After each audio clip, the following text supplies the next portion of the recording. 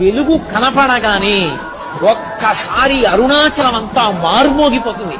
అరుణాచల శివ అరుణాచల శివ అరుణాచల శివ అరుణాచల అని ప్రత్యేకంగా అదే పలుకుతారు. ఆ 4 నామాలు పలుకుతారు. అరుణాచల శివ అరుణాచల శివ అరుణాచల శివ అరుణాచల. ఆ నామం ప్రతిధ్వనించిపోతుంది, దిక్కులు మారుమోగిపోతాయి నామం. అప్పుడు అక్కడ జ్యోతి వెలిగించగానే ఇంటింటా జ్యోతులు.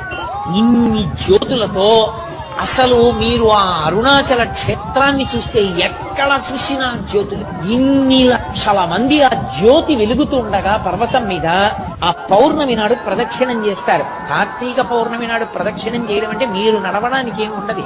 మీరు అంగుళం ఖాళీ వస్తే కాలు కదుపుతూ వెడుతూ ఉండడమే అంతే. అలా తిరుగుతారు. అసలు అది జనం ఇలా ఇలా నడుస్తూ ఆ గిరి చుట్టూ తిరిగే స్థితిని చూడడం చాలు, అంత అద్భుతంగా ఉంటుంది. కొండంతా జనంతో నిండిపోతుంది. అంత పెద్ద